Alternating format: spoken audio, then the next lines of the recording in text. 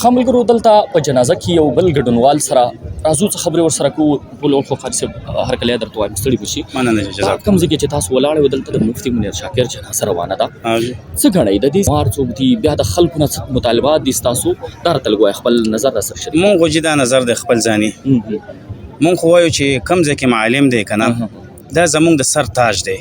مونږ په دې کې افراتفری نه کوو، مونږ په دې کې دا خبر نه کوو چې دا د پنجپیر سره تعلق ساتي، دا د اهل حدیث سره تعلق ساتي، دا چې کوم دی علماء دیوبند سره تعلق ساتي. مونږ وایو په نوم عالم له حفاظت ورکړي شي. اګه هر څوک مونږ د پاره مفتی منیر شاکر صاحب زمونږ د سر تاج دی. هغه مفتی منیر شاکر دی که مولانا حمید الحق صاحب دی که شیخ حسن جان شهید رحمت الله علیه دی، دا ټول مونږ د پاره د سر تاجونه دي.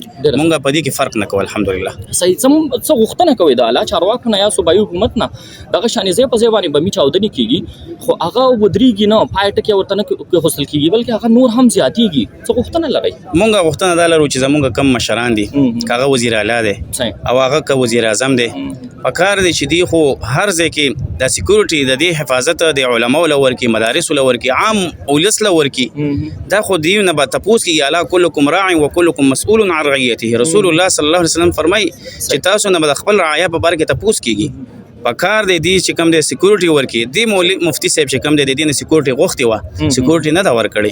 پکار چې کوم دی د کم عالم ټارګټ شوی وي کم عالم ته نقصان دغه وي مشکلات وي هغې د دې حفاظت وکړي. دا په دې باندې لازم ده په دې مشرانو باندې. موږ د دې نه دا غوښتنه کوو چې زموږ علماو له تحفظ ورکوي. هغه علما کرام یا مختلف نظریو باندې ټولو باندې هغه تقسیم شوي دي څه پیغام هغوی ته ورکوئ؟ مونږ ټول علماو ته دا پیغام ورکو چې دا ټول امت یو موټی شي. څومره علما کرام دي که هر مکتب فکر سره تعلق لرونکي دې ته زما دا پیغام دی چې راځئ ورورولي وکړئ اتفاق قایم کړئ او یو موټی شئ. که تاسو یو موټی شوئ نو په مونږ باندې بغیر غماز نه راځي. مونږ به چې کوم دی ځای په ځای نه شهیدان کوي. نو زما دا ټولو ته پیغام دی ټول امت مسلمه ته چې تاسو یو موټی شئ. ډېره زیاته مننه. جزاکم الله.